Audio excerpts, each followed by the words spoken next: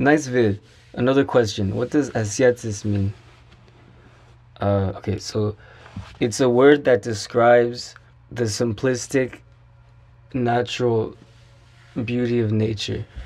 That song was made in June in 2015, and it was first inspired by a picture I saw. It's this painting of this girl, and I thought it was really beautiful. And like that, that whole song, like that whole feeling that was evoked by that, is one of two things that inspire that song. Because I also said it's about the simplistic beauty in nature, and I imagine like this pond, and I don't know what they're called, but like those plants that like kind of grow around like the edge of the pond. But it's not a green place. It's more like beige and golden. That's like the color of the song. I just imagine like this image of like this simplistic place in nature, and just like that beautiful place. That's what that song is. It's about nature, and like in such a simplistic way. The lyrics are like one line, and I think if I remember correctly, the lyrics translate to "in its natural beauty unworded," something like that. I'll have to look in the little notebook I wrote the song in, but that's what that is. How do you get the distant and dreamy sound that so well represents sadness? And what are future plans for your new project, Life? Life? Okay, alright, so Life so far I've released two demos, Demo 1 and Demo 2, and there are actually 4. All the music was written at the same time. I just have to, like I mentioned in the last video, vocals take forever, but I just have to finish that on Demo 3 and Demo 4. After that, I don't know. After the Demo 3 and Demo 4, I don't think Life's probably not gonna have anything after that. Maybe, but it's not planned. Oh, and then how do you get the distant dreamy sound? There's a way I like to mix and produce music in sadness and anything else that sounds distant. I guess like it'd be a lot more in depth if I like made like a deconstructing video on a specific song, on the production and like the recording and the mixing and how I recorded it. But I guess like the number one answer is reverb. That always helps. Is there a way in contact with you about doing a split? Would love to be on an album with you. Yes, you can. I think you can just message the page. I'm not the best at getting to those messages, but I think I could. I mean, I probably wouldn't be quick to finish that song just because of so many things that I'm working on, but we could try, maybe. Why are you so amazing? Any plans to release the song Syrian on an album/EP demo or physical format like cassette? Okay, so in the last video I talked about how there are 7 albums that are coming up for Sadness, and a lot of them is old music from 2017. One of those albums that I recorded in the springtime of 2017 is the album that has Syrian. So that song is from that time. That's just the first one that I actually finished from that session, and I think I released it in like December. So all the other songs just have to come. So I think, and on that album I just have to do 2 things on 2 songs, and it's vocals. It's really simple. It's not even that much. It's just like it's like, yeah, I don't know. It shouldn't be taking this long, but once I do finish that, I'll release it, because I mean, I've been trying to release it for a while, and it's gonna be on any format that I can. I like all formats. What is your gender identity, and why did you cut your hair? You looked cuter with it long. Anyways, I love your work. As much as I always hated not having straight hair, my hair is my hair. Basically, my hair is the type of hair that you shouldn't have long because of how curly it is and how thick it is, and just it's a mess. It's always been a huge mess. I had to do the absolute most to keep it in check. It can never just be naturally okay. It always had to be this chaotic mess, and it didn't like really look good. When I wanted long hair, I loved the idea of long hair, and so I let it grow out really, really long, like really, really long. But towards the end, I got sick of it because it's so much to deal with, and it's just so. It's such a. How do I describe it? Like this, the feeling of having like all this hair is really like physically uncomfortable to me. I was like in general, like certain things, like certain additive things make me really uncomfortable. Like for example, like putting on like a shirt or something is like this feeling against my body that I always just really disliked. And that's what hair is too, especially when we have so much hair and it's just everywhere and everything. It's not nice. It's not like, how do I explain? Like hair, and I would get annoyed by my hair, and it would be so annoying to deal with. But I never like decided to do anything about it because I had long hair for like 5 years, and I still kind of wanted to have long hair. But then like I kept getting more sick of it, and I was always imagining I should shave my head.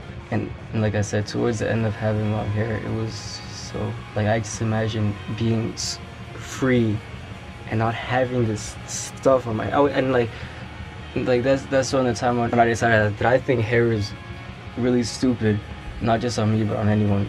And just like the idea of it, it's just such, it's like this big thing that you have to carry, and it's just not.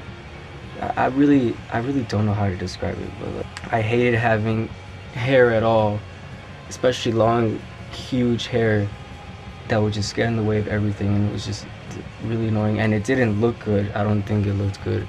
It looked good like if I did my absolute best to try to make it seem like I had naturally straighter hair. Yeah, I got sick of it, so I shaved my head, and I have no interest in letting it grow out ever again, especially because of the way my hair grows. If my hair were straight, I'd probably let it grow out a little bit, but not long. I don't like that. I completely polarized on opinions because now I think long hair on men looks really stupid.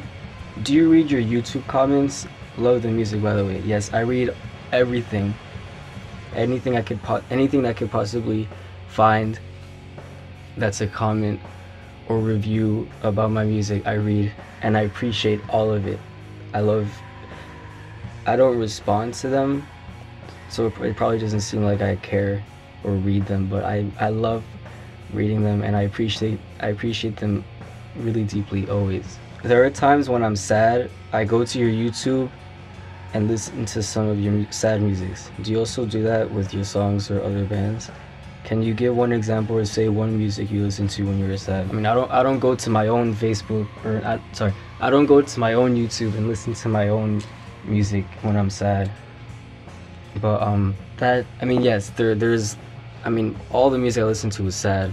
Like 99% of the music I listen to is sad, and especially when I'm feeling. Because feeling sad can come in different ways. Like there are different types of sadness. Like you can be sad in a violent way, in which case I would rather listen to something violent, or I can be sad in a really just sad. There's so many ways, and and I'm sure you know what I mean by that. And there's a lot of music, but I guess like to give one example, ever since I was 15, I've loved the song Bridges by Warning, the acoustic version. I think that's a really, really sad song, and I still listen to it to this day. And I remember going to that song when I would be really, really sad. What's the song playing at 30 minutes? That song was Shallow Streams and She, and it's on the YouTube channel. Can you talk about the song Carmen? I think it's very underrated. How did the recording session go? How did you make those chilling vocals? And most importantly, how did you nail those drums? The drum take is merciless. Okay, so I agree. I think that's one of my favorite drum performances on a sadness song. This makes me think that like I could. I mean, if enough people are interested, I could make like videos showing like deconstructing the project file of the song and actually talking about how it was recorded and how it was mixed and everything like that. But that song, okay, so that song, I remember specifically that song, I made it in 3 consecutive days. So I think like I just, like one day I did the guitars, the next day I did the drums, and then I did the vocals on the 3rd day, plus like the piano. The process of making that song is the same as any other song. I talked about this last video. I kind of just sat down and like just like made stuff up and then like kept making stuff up until the song was over.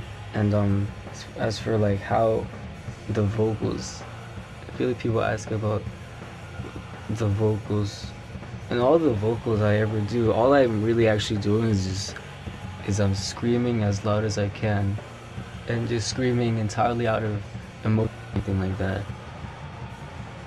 I'm really just like sitting there screaming as loud as I can, and that's I guess that makes it sound the way they do, because I'm not really focusing on making it sound good or making vocals sound like an actual vocalist. I'm just screaming because out of just for the catharsis. And what was it you say?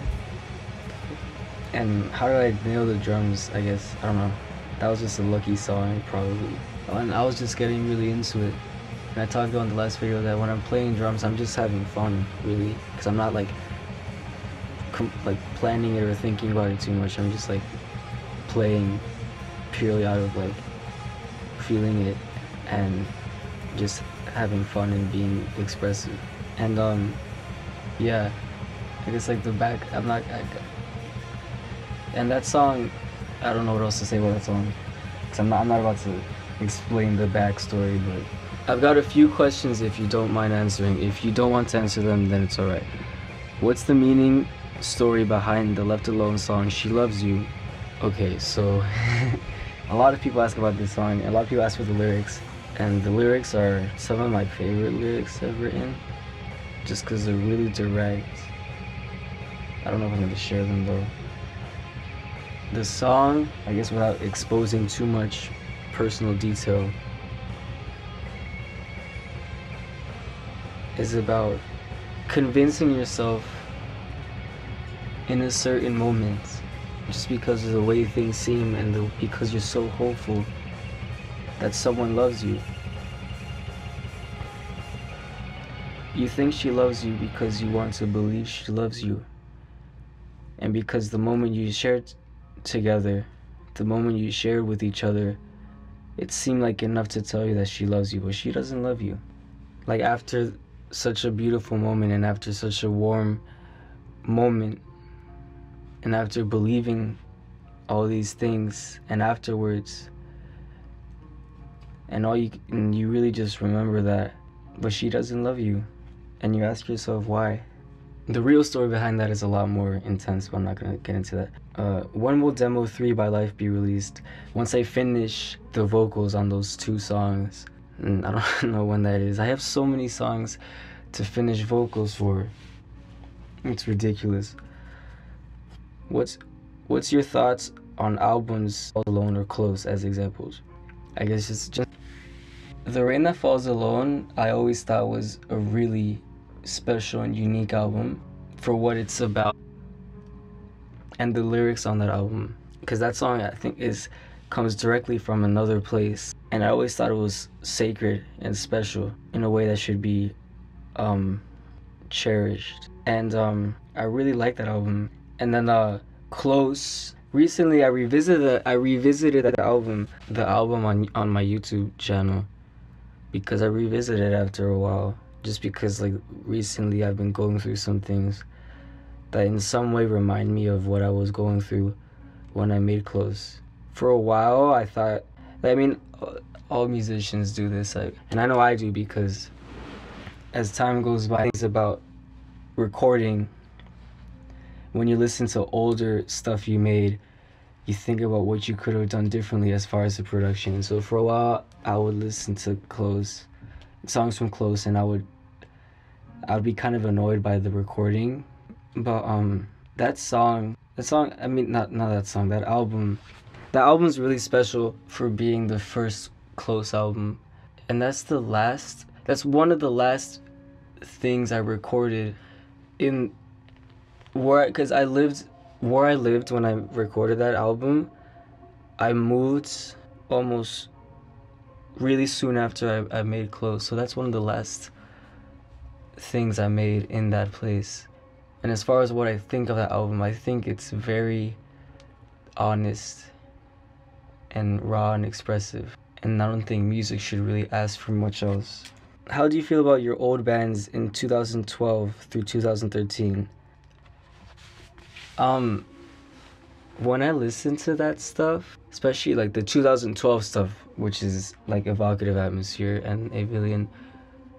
I think Avillion, that's one of the, like, cause that 2012, that's when I actually started recording my own music and releasing it. And it's just, it's really nostalgic to think about those songs. And what did you ask? How do I feel about them? They're exactly what they should be, I think, and they're really good representation of like the juvenile and like amateur musician I was. It's to think about Avillion and Evocative Atmosphere. Every now and then I might listen to those Evocative Atmosphere songs because there's like this really special feeling attached to them. I'm just a 15-year-old kid who loves everything you've done so far. I want to say that a lot of the music, poems, and stories I've written have been heavily inspired by music. I think that's super cool. And I think it's funny that you say 15, because when I started Avillion and Evocative Atmosphere, I had just turned 15.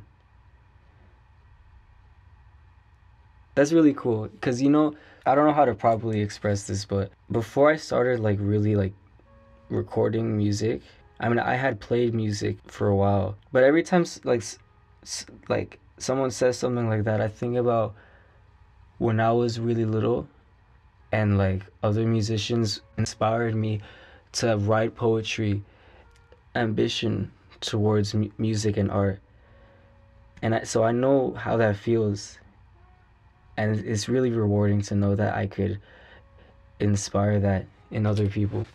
What does Mhu Jivuksha mean? Okay, so Mhu is a place and Jivuksha is summer. So it's like the summer in that place. Mhu. Can you give the lyrics to 12 Travel or I Still Burn? They do exist on the I released the tape, a demo tape of that demo through Pacific Threnodies Records. So you could if you get on the tape, I hand wrote all the lyrics to the songs, so you can read them there, or you can like just ask me if you don't feel like buying it. When will we get some answers to all these great questions? Right now. First of all, it's great to see the person behind. What's the person that you call Elisa that you have to create to make a sad, depressive music, or is just a friend or some other relationship that inspired you to start compose? Elisa is me. It's always been me. And I never actually called myself Elisa in sadness. As a matter of fact, I never connected my personal life or identity to sadness ever. That's what other people did. And so at the time that I made Close, I actually like legitimately went by the name Elisa. So that's why you see Elisa everywhere. But I never put that as a stage name or anything. Will you ever release the Evad songs that you uploaded to YouTube? Those are some of my favorite songs of yours.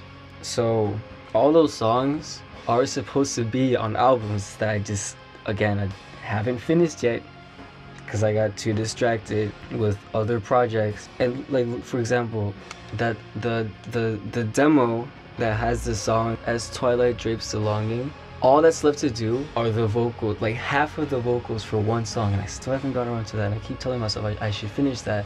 And the album that has Amanecer, has a few more vocals to finish. It's always the vocals. It's just really. Hopefully, I should get around to finishing all those songs one day, and releasing them so I can release those songs.